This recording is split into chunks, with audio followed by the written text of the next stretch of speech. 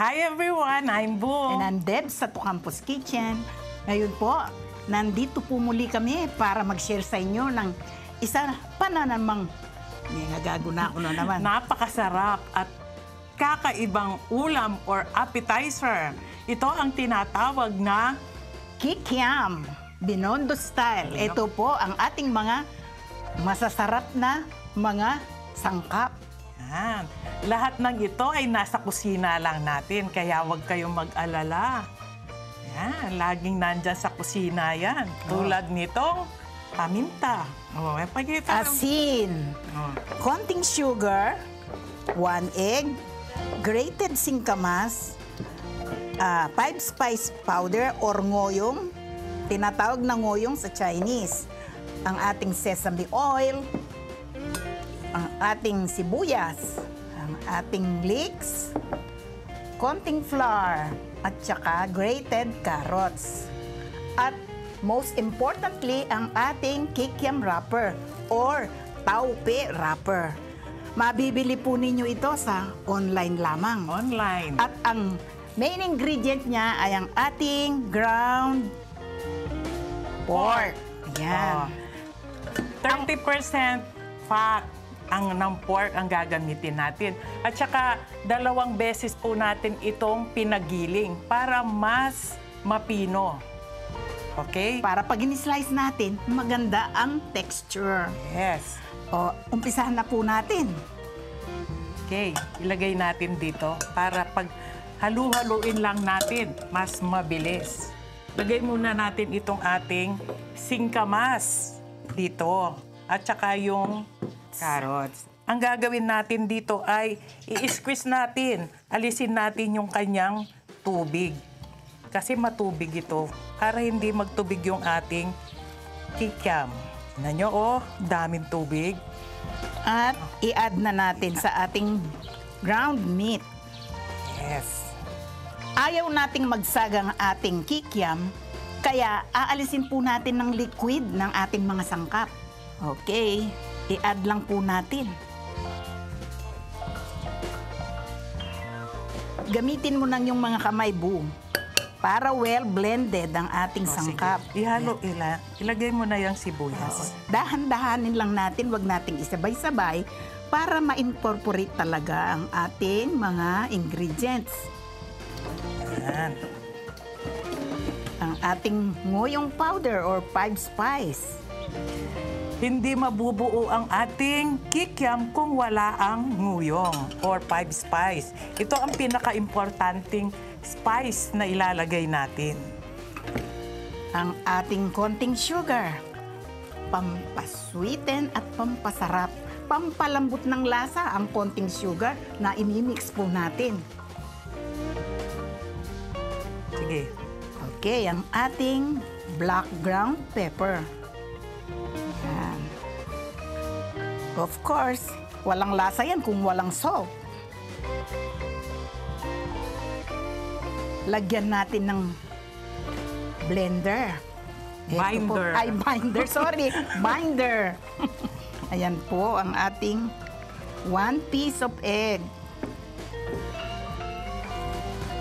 Of course, dagdag sa ating binder ang ating flour. You can add all-purpose flour or yung ordinary flour. Ayan po siya. Okay. I-mix mo ng mabuti. O, lagay mo na rin yung ating sesame oil. Ito po ang pampaalis ng lansa or pampabango lalo ng ating kikiam. Ayan.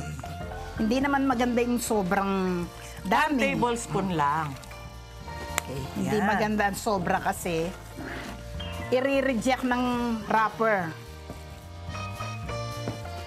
Ayan. Napakaganda po ng mixture, oh. Blended ang ating Yan. mga ingredients. Mix it thoroughly. Yan, tingnan mo naman. Biasa nakatang patoro-toroli ah. Biasa na kamong English gin. Yan, para mas ma-firm ang ating kikiam pag in-slice mo. magpalipas tayo ng mga 15 to 20 minutes bago natin i-wrap. Ito na po ang ating mixture. Amuyin nga natin. Napakabango talaga. Sa amoy pa lang, ang sarap na. O, tikman mo na. Ikaw na. Okay. O, i-wrap mo na. Let's start.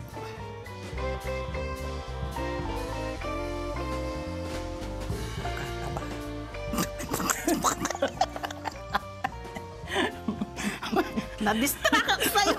Paano pa yung kataba mo? Masyadong malalaki. Parang imbutido ng ginagawa mo eh.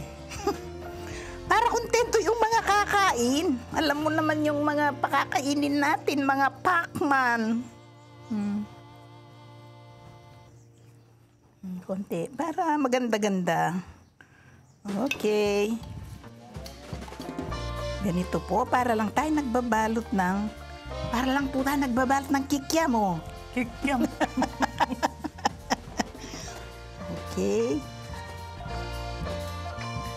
Lagyan natin ng fold para secure ng ating palaman. Ayan.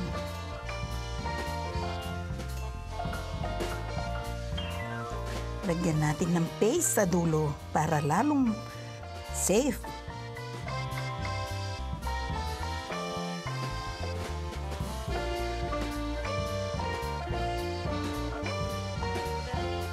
Yan. Oh, di po ba? Napakaganda ng ating first experiment. Yan, ang ganda nga. Ayan. Oh, Tingnan natin kung ilan ang magagawa natin sa 1 kilong ground pork. Kung gagawa tayo, huwag masyadong mataba. Kasi pwede pong pang-toppings ito sa mga pansit, sa mga Mickey bihon, lomi, tsaka pwede ring appetizer, pwede ring pang-ulam. pwede rin pang ano, yung ang tawag doon pag umiinom, Pulutan. pulutan. Yan. Okay, ito hindi masyadong mataba. Ito, nakasampu na tayong kikiam. Meron pa ba? Meron pa. Pwede pang Ilan isa, pa yan? Isa Isa na pa? lang. Okay. Makaka 11 to 12 pieces po tayo. Meron po tayong technique or tip para pag in-steam po natin ito ay hindi siya didikit. Lalagyan, irarab po ni Bu ng konting oil. Akin na yung kamay mo. Okay.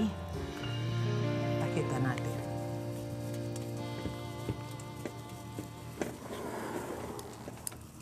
Okay. Yan. At i-arrange po natin ang ating kikiam. One set apart para hindi siya didikit. Okay. Eto po, i-steam natin. Magbibilang lang po tayo ng minutes upon boiling the water. Steam po natin siya ng 30 minutes to 40 minutes. Depende sa kanyang size. Pag kumukulo na po ang ating tubig, medium heat lang po natin. Okay, let's wait for it. Okay, 30 minutes na po ang nakalipas. Eto na, tingnan natin. Check natin. Wow! Yan. Kikiam na kikiam. Ang ganda. Diba? Tingnan mo yung pagkakulubot nila. Parang yatang yung tumandang balat na ano tutis. Para anang kikiam. Muret. Okay. Off na natin. Okay. Pabayaan po nating lumamig yan. Yes, bago tayo magprito. Okay.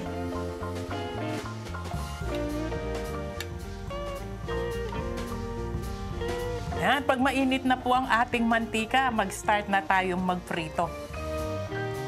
Pinalamig muna natin ang ating kikiam bago natin i-fry. Okay, pwede na.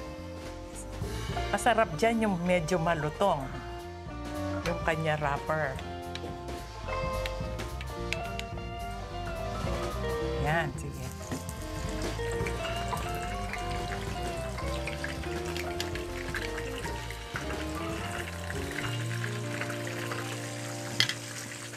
Ito mamakbo. O niya, mamakbo mo rin. Baka puputok ikaw nga.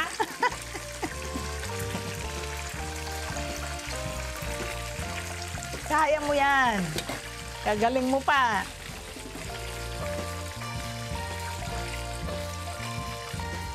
Masyadong mahaba yata.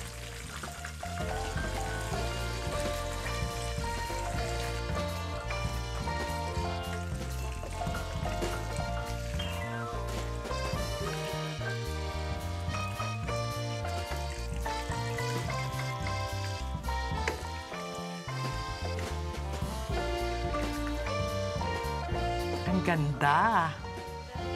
Pabayaan muna natin siyang lumamig bago natin i-slice. Okay, mag-i-slice na po tayo. Oh. Kailangan sexy ang pag-slice mo, ha? Okay. Sexy daw. Okay, start na po natin.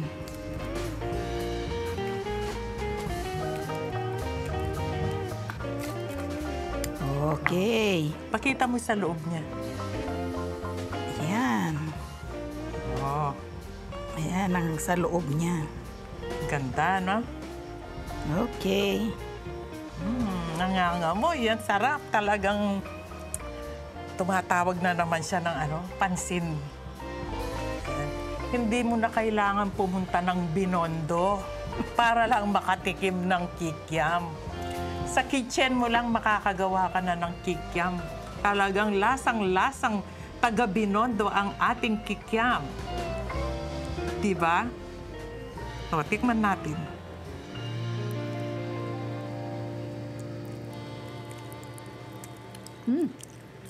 Sarap. Yaman. Gawa na po kayo para ma-enjoy nyo na ang kikiam natin. Sarap.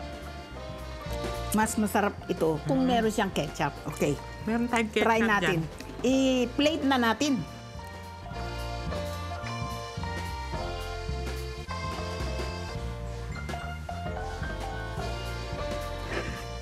All right. Napakaganda po ng ating finished product.